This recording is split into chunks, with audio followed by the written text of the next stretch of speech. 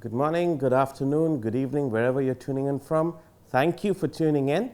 I'm just going to take a few seconds to share my heart with you. And if you're listening to this, I want to request you to hang on till the end. And I'm sure you're going to get something out of what I'm going to share with you today. So I'm going to share a bit about my journey with you. I've been married for 13 years. 13 years feels like a long time, and sometimes it feels like it was just yesterday. And I want to share a bit from my journey and from my experience with you. So here's the million-dollar question, right? What happens after you say I do? What happens after you say I do? I do. And I want to talk a bit about that myself. I want to talk about what happened after I said I do to the woman of my dreams. I want to read a few quotes from the screen as well that I have projected. Just to add context to what I'm sharing. So I'm going to share the first one today. On the list of things to do before the wedding day, rarely does the list mention prepare for a marriage, right? And so I keep talking to friends all the time, and we joke about this, right? That before you get the car of your dreams, your dream car, your first car, before you even get into the car, you have to go through some training, and you have to get the license. And after you get your driver's license, you go through the tests. Maybe you fail a few tests or whatever. You finally get the car, and you have permission now to drive that car. But here's the thing with marriage, right? You get the marriage certificate with little or no training, and then it's a jump into the deep end, and then you're on your own. Or sometimes it feels like that for a lot of couples. It sure felt like that for me. Maybe you can relate. But I love this quote as well from a lovely man by the name of Jimmy Evans. I highly recommend you check his content out on YouTube or other social media platforms. And he said this: marriage is a complex and important relationship that encompasses every area of life. Yet, despite this fact, most couples get married with little or no preparation and continue on that way. They give their marriage far less preparation than they would give any other life-changing event. Most married people spend more hours on computer training than they do on developing their marriage skills. True story, true story. And so here we go. This is me and Manisha, my wife, 20 kilos ago. Yeah, 20 kilos ago. This was taken way back in 2010, if I recall correctly. It's one of my favorite pictures because we were just two innocent kids without a care, without a clue of what the coming years were going to throw at us. And so, yes, not long before this picture was taken, I had proposed to her, and she took her time to say yes because she wanted to hear from above whether she should say yes or not. And she took her time to say yes. And God is a matchmaker. That's one thing I want to just put out there. God is the ultimate matchmaker. If you're watching this and if you're still waiting for the one, I can encourage you and let you know. I just want to speak to you right now. Trust in God. He is the ultimate matchmaker. Maybe you've gone through heartbreak. Maybe you're watching this and you've gone through a divorce or in the middle of a divorce or whatever. Hey, God is the ultimate matchmaker. He's the healer of hearts, repairer of hearts, restorer of relationships, but He's also the ultimate matchmaker. And I can testify to that. Manisha can testify to that as well. And so she took her time to say yes. And turns out my parents took their time to say yes too. So my parents weren't exactly thrilled when I told them that I've met the woman of my dreams, I want to get married. And they said, we don't think so. And so it was quite a long wait to have them come around. And it was not easy, but it was worth the wait. Sometimes it's worth fighting for what you love and what you believe in. And so it was a wrestle, it was a fight, it was a long wait. It took almost more than a year for my parents to kind of reluctantly come around, because Manisha was very clear. She said, hey, I'm not walking down the aisle if I don't have your parents' blessing. So I'm going to wait. and I'm not in any rush. I cannot proceed any further unless your parents give their blessing and say yes. So it was not easy, but I'm glad that we took our time and we waited. And 2011, lo and behold, we signed the dotted line and we get married. And we look back at it now and how much I weighed back then, but obviously I've gained a few kilos since then. But this was our wedding day. We are so clueless, as you can tell probably from our expressions, totally clueless, having no care, no clue about what life was going to throw at us. And life did throw quite a bit at us. Look at us there again, proud with our little certificate right there, ready to take on the world, ready for this thing called marriage. We are walking down the aisle. And you can hear the music playing, and I actually thought it was, going to be happily ever after in the whole Shah Rukh Khan mode. Anyway, but it wasn't happily ever after. The fireworks began, not in the way that we thought it would. 1 year after we got married, we were both without jobs. Manisha was without a job for 9 or 10 months. I was without a job for 18 months. Now, looking back, that was the best thing that could happen to us because it made our relationship very, very strong. You discover what's really inside a person when you go through a rough season or a tough time. And so a lot of married folk, they don't go through many storms till later on.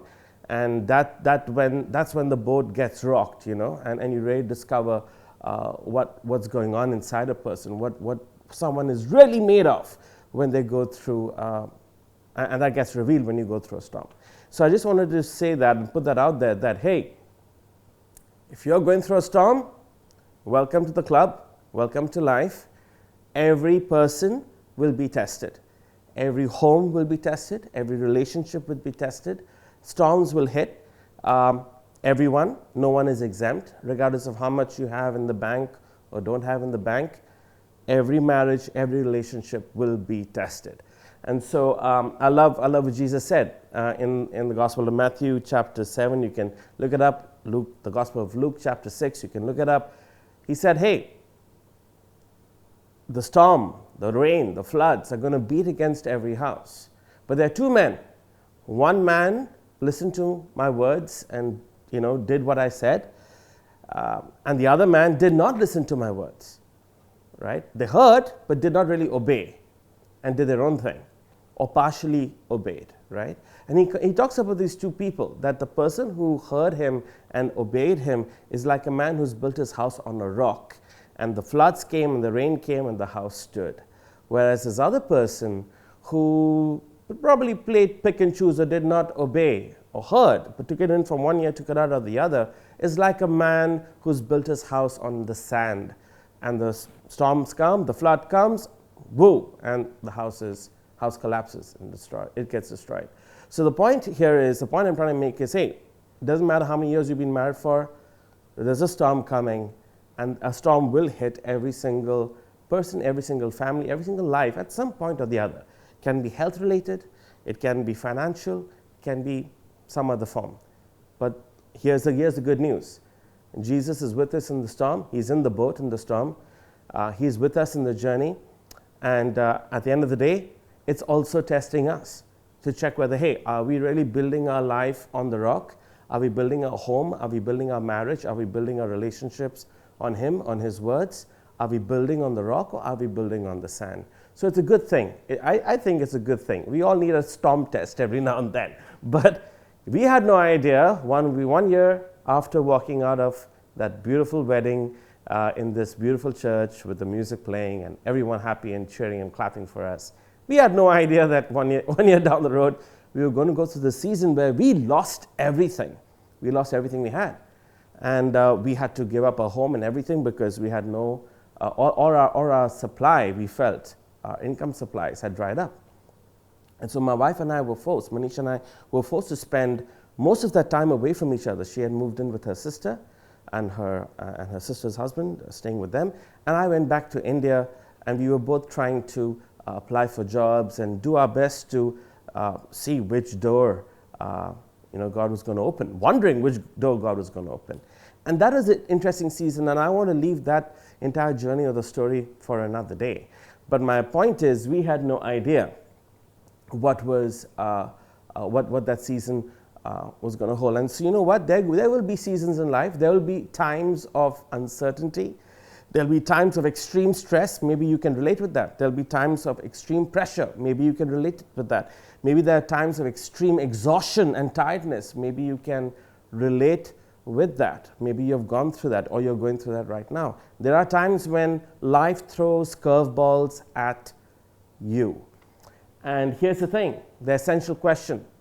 No matter where you are in life, no matter where you are in your journey, no matter where you are in your relational journey, no matter where you are in your marriage, here's the essential question. The question is not how love began, but whether love is growing. It's not about how love began, where it began, the wonderful early days of the relationship, but the question is love growing? Marriage either gets better or it gets bitter. And that's true for any relationship, any friendship, any relationship.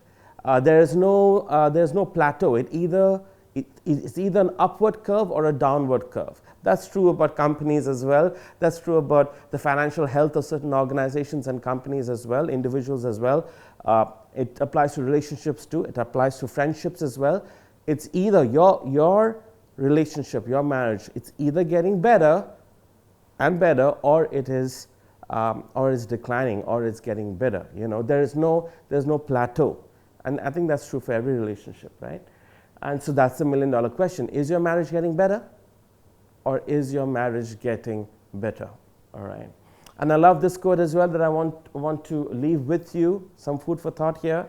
A lovely quote. CEOs of organizations and companies, CEOs, spend millions of dollars crafting, casting, and executing vision for their companies.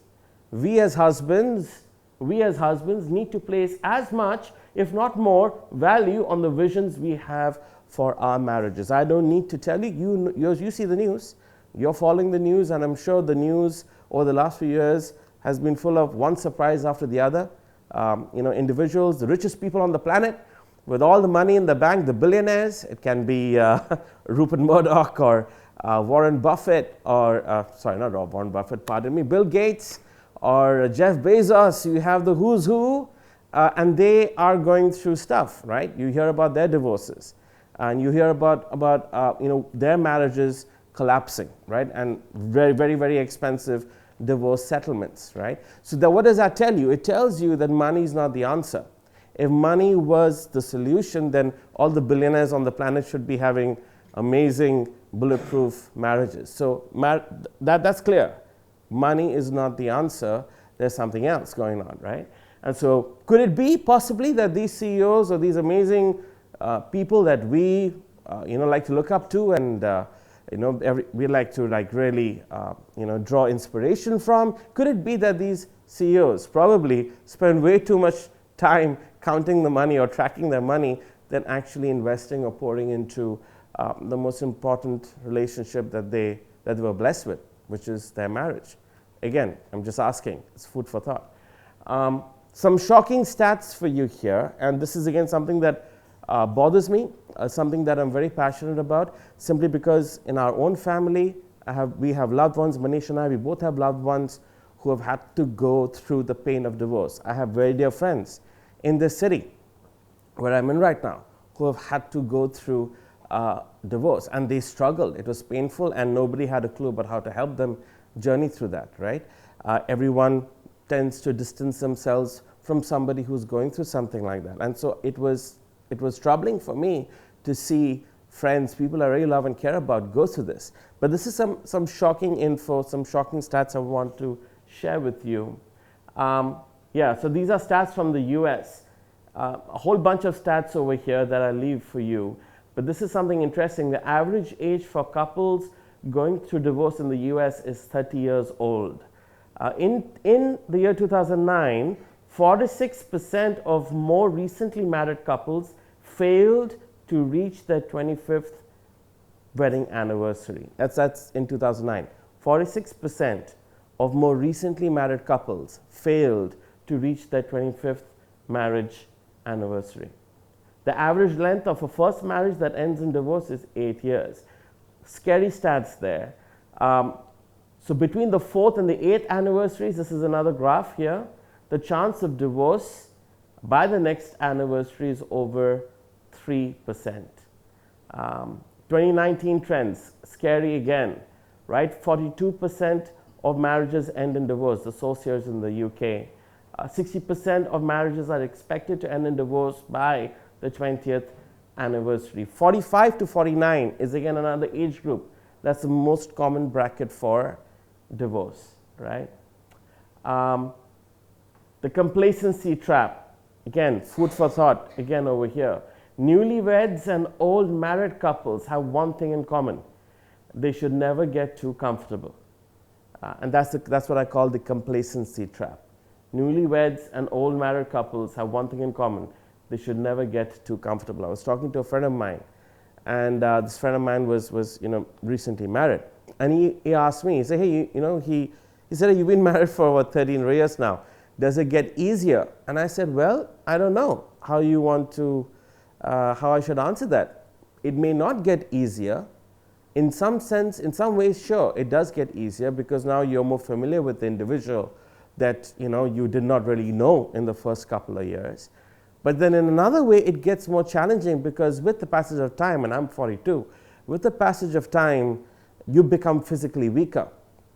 You get tired more easily. Your energy levels are lower than they were 14 or 13 years ago when you were in your 20s or 30s. So you are dealing with depleting energy. You're dealing with probably higher levels of stress and so on.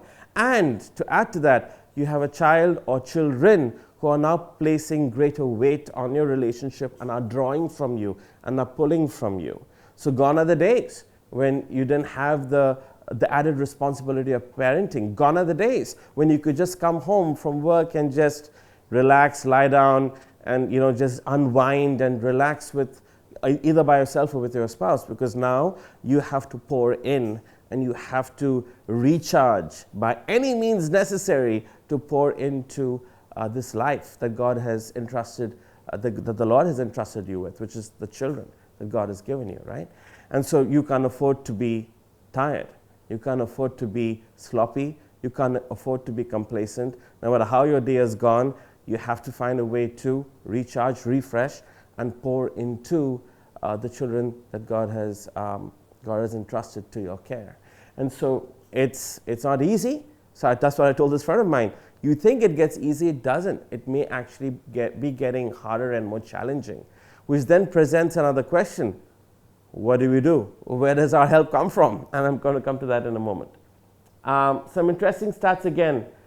10 of the most common reasons for divorce: little or no marriage or premarital education or religious differences, lack of support from family, health problems, domestic violence, drug abuse, substance abuse. The list goes on. Financial problems, getting married too young, too much conflict and arguing, infidelity or extramarital affairs, and number one being the lack of commitment. And so if I say the top 8, this is again from another study from lawyers.com. It goes something like this. 25% would say that the top 8 reasons of divorce, this is again based on studies or responses that lawyers have shared, 25% is due to domestic violence and abuse. 25% is due to domestic violence, abuse. 41% lack of preparation for marriage.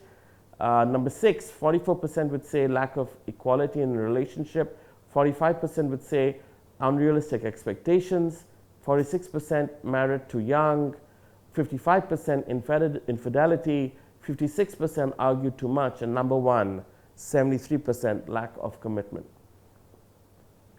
And so here's the question, right? What's the solution? What's the key?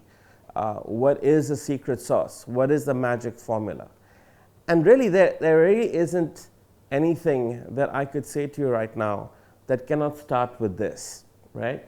And this is God's design, right? God's perfect design. God said, for this reason, a man will leave his father and mother and be united to his wife, and the two shall become one flesh. The two shall become one flesh. So here's a question. When two individuals come together, they may have their own dreams, or they may have their own assumptions, they may have their own expectations. But the question is, when these two individuals come together, what is the vision? What is their vision for their marriage?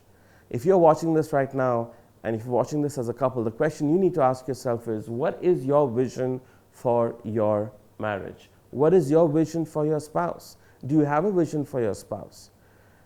Everyone has a vision for their spouse. Everyone has unspoken expectations, right?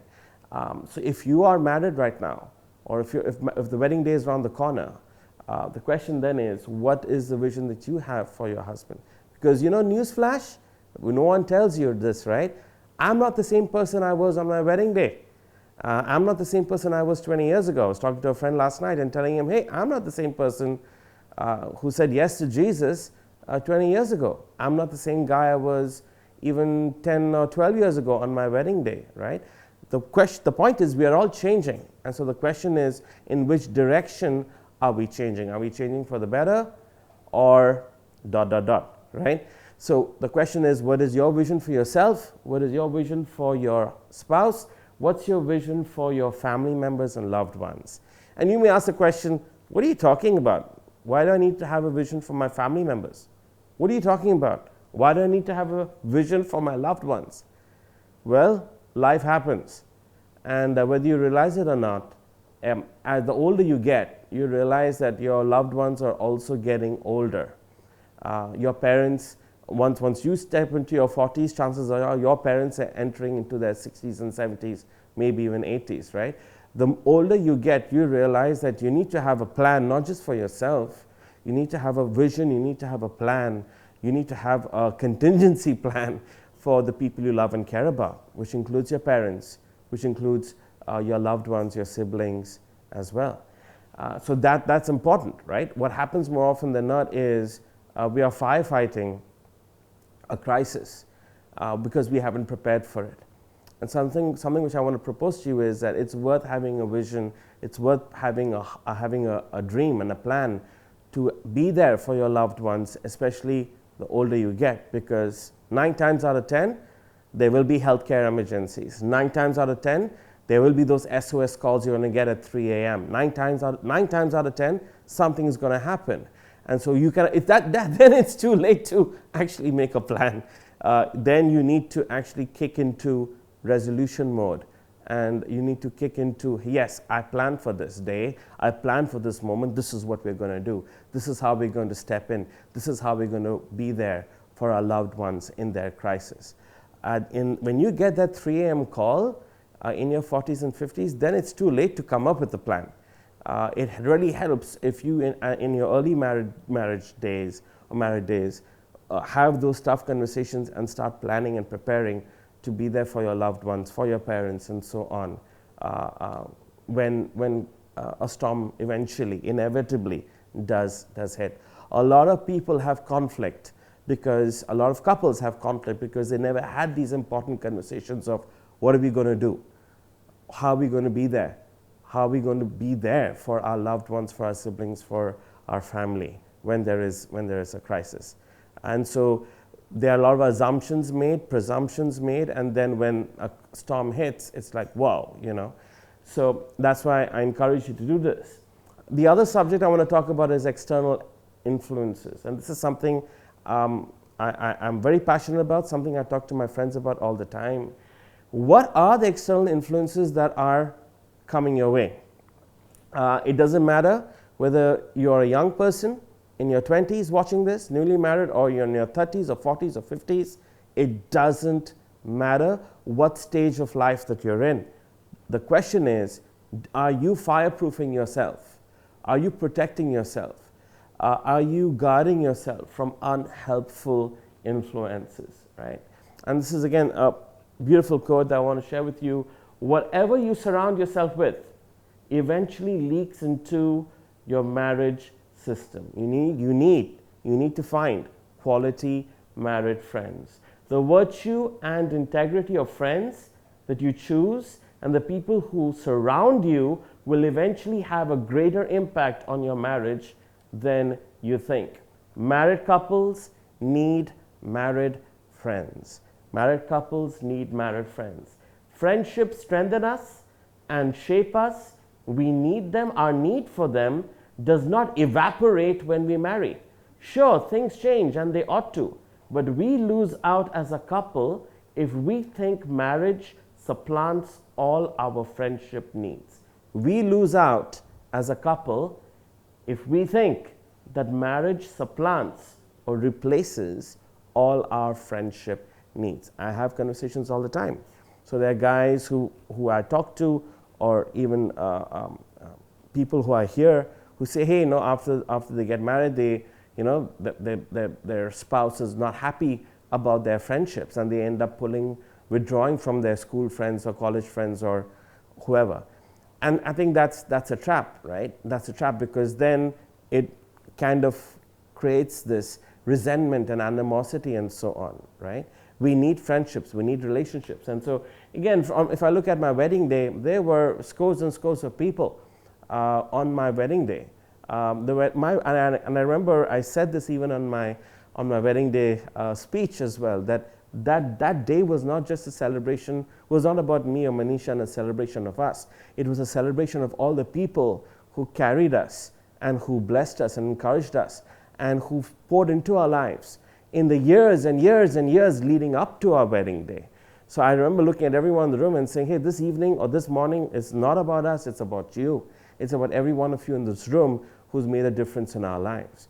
And so recognizing that, wait a minute, if we are really recognizing the impact and the influence of people and friends and relationships in our lives, maybe we should find ways to value them and treasure them and communicate that to them. Invest time in those relationships, right?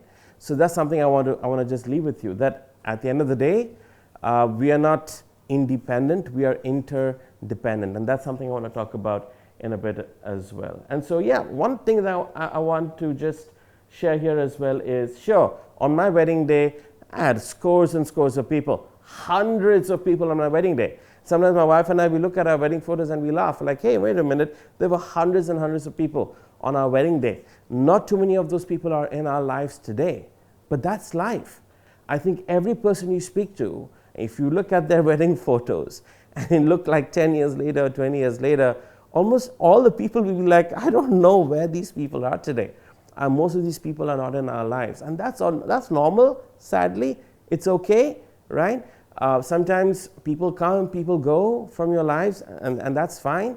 But it is totally, absolutely vital and critical that you recognize who are those people, who are those God-given, God-ordained relationships, who are those God-ordained friendships. Are you recognizing that? Are you valuing that? Are you sowing into those relationships? Are you pouring into those relationships? How are you stewarding those God-given friendships and relationships? That's the million-dollar question. And so what will you do? Will you choose independence?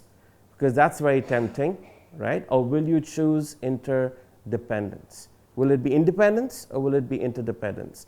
That's the question. Because here's the thing. Throughout our training, throughout our schooling systems and so on, you hear the word, I'm going to use a Hindi word, and that word is Atmanirbhar, right? Which is be independent, right? Be self-sufficient. The whole schooling system, the whole education system is geared at making you as independent and as self-sufficient as possible. But here's what, right? In the kingdom, it's flipped. In the kingdom, it's about being interdependent. It's about moving from a place of independence to interdependence. And I love this quote again. If you could dwell on this, this can really, really jar the way you do life and relationships and friendships. Godly married friends are vital to a healthy marriage. They sharpen you, encourage you, support you, and keep you trusting God when storms hit. We would not be who we are without quality friends. We would not be who we are without quality friends. No question about it. No question about it. And I love the scripture as well from the book of Proverbs. Twice in the book of Proverbs, not once but twice, it says this: where there is no counsel, the people fail, but in the multitude of counselors there is safety. Without counsel, plans go bad, but in the multitude of counselors they are established. It says this twice in the book of Proverbs, right? And here's the thing, the question is, who are our counselors, right? Do we have counselors in our lives? Do we have friends that we can call? Do we have people on speed dial that we can reach out to? Do we have experts in our circle of influence? Do we have people we can call, right? So that's the million-dollar question. Do you have people you can reach out to? Do you have people you can seek counsel from? Are we actually cultivating those relationships? And here's the thing, cultivating relationships is critical, because if the only time I'm getting a call or the only time you're getting a call is when someone needs your help, that sounds a little, that feels a bit user-friendly, right? But are we really choosing to cultivate genuine, authentic friendships and relationships where, hey, counsel is just a natural part, an organic part of life and relationship and friendship. It's not using people or being user-friendly, right? So that's something to think about. Now here's another thing which I feel like I need to address, the elephant in the room. Comparison is a thief of joy. And welcome to Facebook, right? So when Manish and I got married, I think Facebook was just 1 or 2 years old, and there wasn't much on Facebook, right? As years went on and we were going through our financial challenges and all of that, you're looking at everyone's posting all the happy, awesome pictures, a vacation in Thailand, vacation here, went there, went to this hotel, that hotel, and we're like, oh my goodness, people, maybe our life isn't as good as some of these other people. The thought does creep in, right? But I want to propose to you, marriage, goodness, don't compare yours with anyone else's. No two marriages are the same, no two people are the same, no two journeys are the same. Comparison is the thief of joy.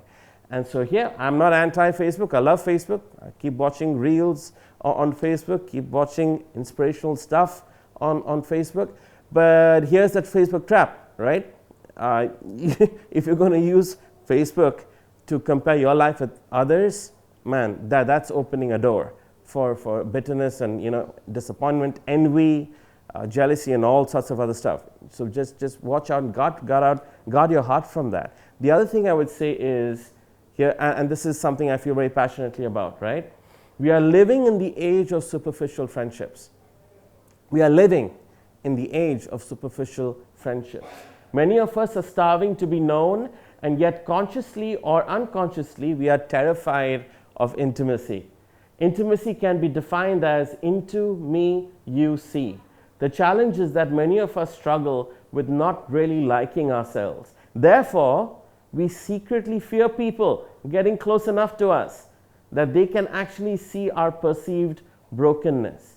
Ultimately, our fear refrigerates us. Our fear refrigerates us, relegating us to the ice-cold life of loneliness, even when we're in the midst of a crowd. Even when we are in the midst of a crowd. Now, this is even true of church.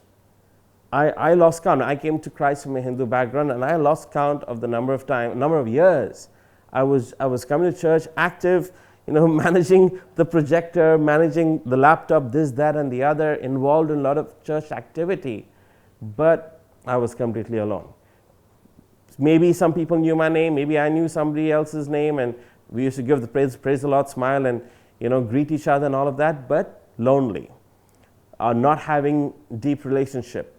There wasn't much difference between having a friend in church and having a friend on Facebook, because the relationships were not deep. They were very superficial, because everyone came to a building, to a venue, to a location to get stuff done, and then say a couple of amens, hallelujahs, and then out the door back to normal life, right? And so I don't think that's how church was meant to be. I don't think that's how that's what Jesus died for. I don't think Jesus died so that we could have superficial relationships and play a game called church every Sunday. I think there was so much more that he had envisioned and planned for us. But that's a conversation for another day. I will say this. The other point that I want to share with you, and something that I'm very passionate about, is blind spots. So Manisha and I, we had to learn the hard way when we got married. So Manisha herself comes from a home where her parents, separated, and she saw a lot of verbal abuse and physical abuse in her family, and so she was carrying some baggage with her, and so was I. So though my parents were together, there wasn't a single week that I can recall growing up where my parents didn't have a war of words at home. And I remember thinking, well, if this is marriage, I don't want it. And so I didn't date, true story, I didn't date anybody. I ran away from women for like years and years and years. And so the first person I ever got to know as a friend was Manisha, and that was at the age of 29. So I was so terrified and so allergic to the whole concept of marriage and women in general that throughout my 20s I did not even know how to relate with women, because for me, I saw my parents and I was like, whoa, if that's marriage, I don't want it. And here's the other trap, right? Coming to the Lord from a Hindu background, you read the scriptures and you're like, David, Bathsheba, Samson, Delilah, women are trouble, dangerous, right? So as a new believer, I'm like, okay, women are trouble with a capital T, stay away from them. Stay away from the ladies in church, all ages, So true story. So I had a very low view of women. I have to say that, I'm not proud to say it, but I had a very low view of women, because all the women that I was aware of, or whatever I heard from preaching, were all these dangerous women who, caused the men to stumble and all of that. There wasn't much preaching, and you don't hear much preaching in church about women of faith. You don't hear much preaching about Deborah. You don't hear much preaching about Esther, these amazing women of faith, right? You hear about all the men, but you don't hear about these amazing women. Side note, that's a topic for another day. But blind spots, right? And so for me, I was like, whoa, I'm not so sure about this whole marriage thing, this whole marriage deal. And so for me, both Manish and I had to confront and deal with some blind spots. Blind spot number one, we had to have some very crucial conversations about our history. We had to also trust the feedback of others more than ourselves, right? And so sometimes, we all are a product of our experiences, right? So we have grown up in our homes and we have heard our loved ones or our parents communicating a certain way, or there are certain rhythms and certain standards in our respective homes that may not be kingdom standards. They may not be Christian standards or kingdom standards, but because I came from a Hindu family and she had her own journey in her family. And so we had to have some very crucial conversations about, whoa, wait a minute, how are we going to do this whole thing? What's the way here, right? And so we had this journey of giving and receiving and listening to feedback.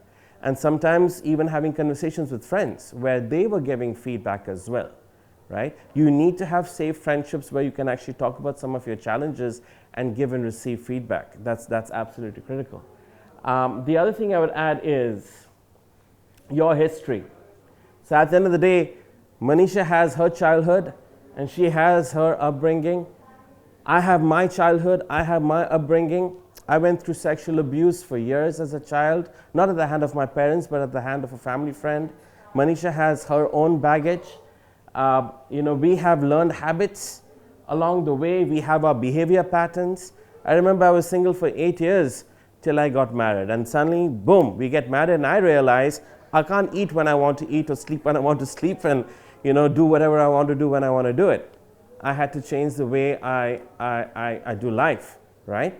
And so we all have learned habits. We all have behavior patterns that need to be changed and need to be shifted. There's also this whole thing of creativity versus discipline.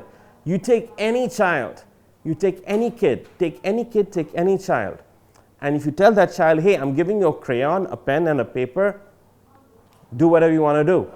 They are happily coloring. They have no issues with coloring or drawing or anything. You don't have to teach a child creativity. But teach a child, tell a child, hey, you cannot color around outside these lines. That's very difficult for a kid, right? Because creativity comes naturally to every person, to every child, to every person, but discipline doesn't, right? So discipline, again, is something that needs to be cultivated, right? And it requires training. And so there's the whole thing. That's the whole thing again, which we had to learn the hard way, that discipline is huge in every relationship, whether it's your work relationship at work or your job or whatever, but more so even in our marriages, right? Clockwork. Yeah, so this is something I'm super passionate about. So I'm a trainer by profession, and I talk to my colleagues about this at work as well, that we spend 60%. By the time our time on earth is done, we would have, when we look back at our lives, we would have spent 60% of our life.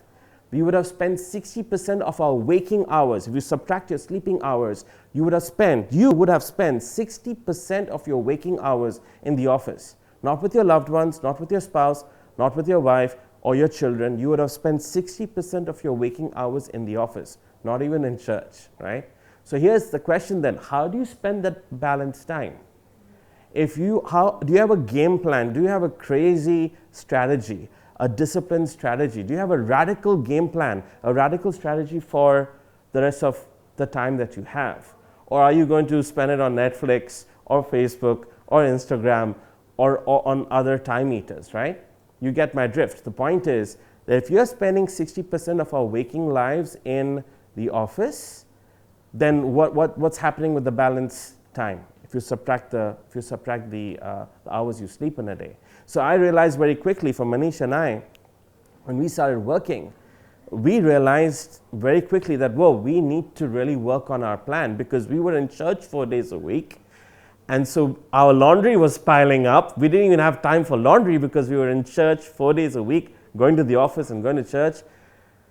And we realized very quickly that that's taking a toll on our relationship as well. The only time we were talking was when, okay, this bill needs to be paid, that bill needs to be paid, we are firefighting this issue, or why have you not done this, or why have you done that, or why have you not done this? So most of our communication was revolving around to-do lists, because the rest of the time, almost 4 evenings a week after work, we were in church. What's the point I'm trying to make? God had to teach us a very, very crucial lesson that sometimes there are seasons where you actually need to invest more time in your relationship than in a building. And that's a conversation for another day. But I just want to say, hey, look at time eaters. Look at what's eating your time. Maybe I'm not against Netflix or whatever. Maybe you need to unwind, and that's fine. But you need to look at, hey, what are the things that are eating my time? Sure, I need to cultivate friendships as well. There's no reason why friendships should be sacrificed, but there are boundaries. So, hey, maybe I cannot hang out with all my friends every day like I used to. Maybe I have to calendar certain things. Maybe some days will have to be calendared for certain activities. And maybe I have to say no to a couple of things, right? So the power of saying no, right, is absolutely critical. And so that was probably the hardest thing for someone like me who likes to say yes to everything. It was the hardest thing for me to learn that, I have got to say no to a couple of things, and even to the people I love, right? Distractions, I think I spoke about this already a bit. I know guys, adult men, I have people I work with who spend a lot of time, entire evenings, on video games. I remember Manish and I got married, and by then I was addicted to this dangerous thing on the phone. It was a cricket game, a 20-over cricket game thingy. And the reason why I love this game so much is because Sachin Tendulkar was still in this game. He had retired in real life, but in the game he was still playing. So I needed to play the game. I was excited about, hey, I can get Sachin to make a century, But what I did not realize is that cricket is a very time-consuming game. So something that you could do something that I could do when I was single. Now suddenly I'm married, and my wife is talking to me. I'm like, and I'm actually more caught up with scoring boundaries in this game on my phone than actually listening to her. So guess what my amazing wife does? So Manisha is my best friend of the Holy Spirit. So what does she do? She takes my phone and she deletes the game. I'm like, how could you do that? How could you delete the game from my phone without my permission? But here's the funny thing with games, right? You can reinstall them. So I had withdrawal symptoms, and then I reinstalled the game, and then I started playing it again. And she's like, see, you got a problem. I'm like, I don't have a problem. I don't have an addiction problem. Show me a Bible verse that talks about this. I don't have an addiction issue. There's a Bible verse about alcohol. There's a Bible verse about a whole lot of other things. There's no Bible verse about video games. I don't have a problem. Look at this pastor. He's playing video games. Look at that guy. He's playing video games. Nothing wrong with video games. What's your problem? And then she deletes it again. And she's like, no, you have an addiction problem. Try to stay without this for a month. I'm like, yeah, sure, I can stay without this for a month. I didn't last 1 week. I installed the game again, and I'm playing the video game. Again, I'm addicted to this thing. Why? And then the Lord dealt with me. He said, what's your deal? Do you have a problem? I'm like, no, Lord, I don't have a problem. And then I had to deal with this thing. It was a painful realization that I came to, that maybe the reason why I'm playing this game is because I have this feeling that I'm winning in this game, whereas somewhere in some area of life I feel like I'm losing. So this game is like an escape for me. It gives me a feeling that I'm winning in this game. It gives me a feeling that I'm winning somewhere, whereas in some other area of life I have a feeling that I'm losing. So it can happen for a lot of guys, and I talk to friends about this a lot of time, that sometimes if you're going through something at work, bad day at work, you've lost something at work or whatever, whatever you're dealing with at work, and you're struggling with low self-esteem or whatever it is that you're struggling with, a game like this is like an escape. Any video game is like an escape for you, where you feel like, oh, I'm winning something. You feel like, oh, I'm a winner. And so football, cricket, whatever the game may be, it feels like, it gives you a sense that, okay, I'm winning. You get that dopamine hit, The same thing with Facebook as well. You may not have, you are lonely, you want relationships, you want affirmation, you want to be celebrated. You're not getting it in real life, but you get high on Facebook likes because you're looking for likes. You want to be liked, and so now you're counting how many likes and whatever you've got on Facebook. That's another trap, right? But it's all superficial, it's all fake, it's not real. And so that's something huge. How much time is spent on the phone? I know lovely, amazing friends, amazing couples who make sure that their phones don't come into their bedroom, who actually have a box where they dump their phones, and they don't look at their phones after 9 in the night or after 8:30 in the evening. They just have a no phone policy.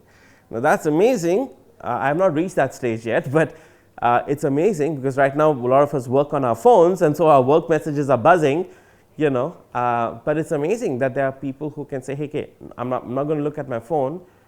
Sweetheart, darling, it's just you and me. After 8 in the night, we're not going to look at our phones or our laptops at all. It's great if you can do that, but my point is, even if you can't, just having some kind of a game plan and a strategy of what to do with this device. What do you do with this device that's demanding so much of your time, attention, and focus? I have to be real with you. Even now, in my 13th year of marriage, I struggle with the phone because there are times when I'm responding to a colleague, or a colleague has messaged. No, my wife doesn't know a colleague has messaged because my phone is always silent. So I'm responding to a colleague and she's talking to me. I'm like, but I'm not really listening to her because my brain is like responding to a colleague, and she's like, you're not even listening to me. Right? Did you hear what I said? I'm like, yeah. She's like, what did I say? And then, oops, I didn't listen. Right? So I'm being real with you. It's a challenge, and I think it's going to be something that's going to be a lifelong area of improvement that I need to work on. And the last thing I want to talk about is the love bank. Now, this is something I am passionate about. But before that, I want to talk about our parents, the influence of our parents' relationship, the influence of our parents' marriage on us. We have to honor our parents. We must provide for our parents' basic needs depending on their financial situation, but we cannot always listen to our parents. We have to make our own decisions, and we have to live our own lives and plan for the future. I remember when my wife and I decided that she would start a business. My mom freaked out and she said, "Oh no, don't start a business. Why can't you just have a secure job? Business is risky." And so she was not speaking faith to us. She was speaking from a place of fear. And I had to say, no, Mom.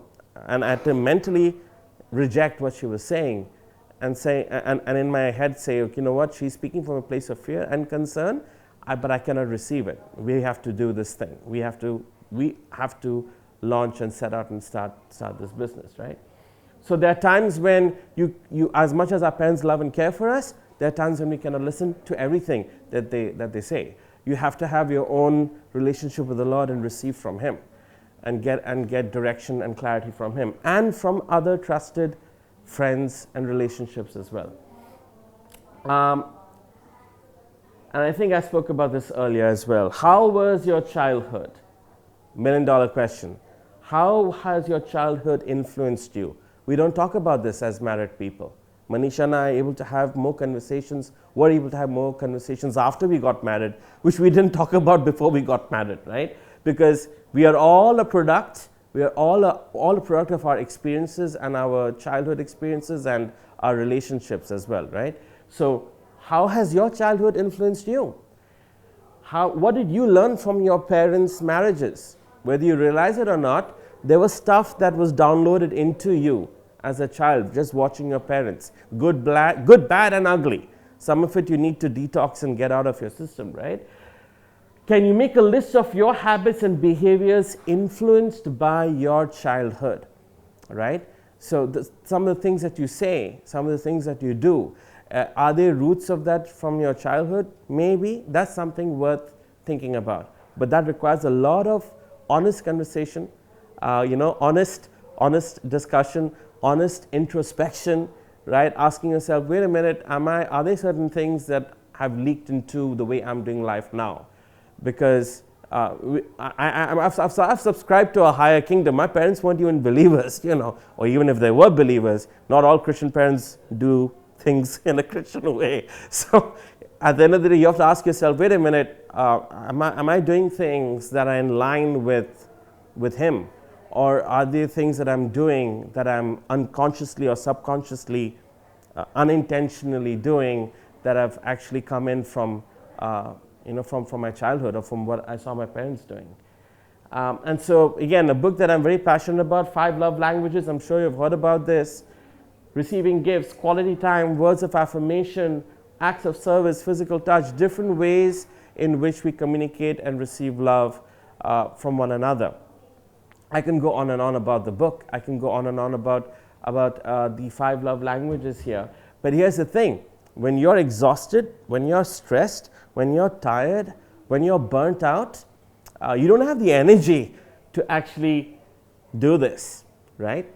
There have been days when I've come home, Manisha's come home, and we're exhausted. I remember there were years when I would walk into the house at 6:30, 6:45, and she would walk into the house from work at 8. She wouldn't even go to the restroom. She would remove her shoes and she would go straight into the kitchen and start cooking without even removing without even a shower or office clothes, because it's 8 in the evening and cooking takes 1 hour or 1.5 hours or whatever, right? So just to make sure that we have dinner at 9:30, she would just come in, kick her shoes off, go straight into the kitchen and start cooking. So my point is, sometimes you may not even have the energy to, do all of this. But that's when you need something higher. That's when you need something in your tank, or something I call the love bank. So if you take a look at all our accounts, and I'm not talking about bank accounts, but the inner heart account, right?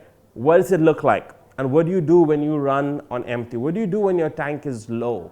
What do you do when you're running out of energy? What do you do when you're running out of gas? What do you do when you're running out of fuel? And so what do we do with our phones? When our phones stop operating the way they're supposed to, or if they're low on battery, we know what to do with our phones. We take our phones and we go and we charge them. We don't toss our phones on the ground. We don't toss our phones into the bin. We take our phones and we make sure that our phones get a power source and they're getting charged up. I want to propose to you, that's what we should be doing with ourselves. When we recognize that our energy is low, or maybe we have had a tough day or a tough week or a tough season, it's always good to recognize and say, wait a minute, I'm low here. I need to get some energy. I need some power from the source. Which brings me to the next subject, the love triangle, something I'm super passionate about. Now, it doesn't matter whether someone's newly married or going to get married or been married for, like Manish and I have been for 13 years, it doesn't matter. But this whole love triangle thing applies. If you ask me the question, when did Manish and I have an argument, I'll tell you 48 hours ago. That was when our last argument happened. So there will be inevitable clashes and debates and arguments and all of that. That will probably not stop till the day we probably leave the planet. But here's the thing. When there is a clash, when there is a division, when there is like, oh, I don't want to talk to you anymore, I need some space from you, and we go through that kind of a situation or mindset, there is something that is inevitably true, and it's been true for me, it's been true for us in our relationship, and I want to propose this to you. Something I call the faith factor or the love triangle. We have the husband on one end, we have the wife on the other hand. And if both of these individuals are going in the same direction, if both of these individuals are heading towards the Lord, then inevitably what will happen is they'll come closer to each other. And so that's what I call the love triangle, right? And why is this critical? Because at the end of the day, the faith that you subscribe to, the faith in the Lord Jesus, the faith in Him, in His love, in His grace, whatever you subscribe to is going to directly have an impact on your, no matter what your history or your blind spots are, your faith in Him is going to have an impact on that. Your faith in Him is going to have an impact on your core values. Your faith in Him is going to have an impact on your roots, your life source, your external influences. Your faith in Him is going to influence your decision making, the choice of friendships that you make, and so on. So I just want to encourage you. Your faith in Him will also decide and have an influence on what seeds you will sow. What are the seeds that you would, what are the seeds that you would sow into your spouse? What are the seeds that she's going to sow into you? What are the seeds that you're going to sow together as a married couple? So on that note, I want to end with this quote. And I leave this as food for thought with you. Everywhere you look, you see people searching for love, but they're looking in the wrong places. God is love. God is love, and they will never find what they're looking for until they have found Him. They will never find what they're looking for until they have found Him. Thank you for listening. More on the way. Listen to part 2 of this video. But in the meantime, I have a surprise.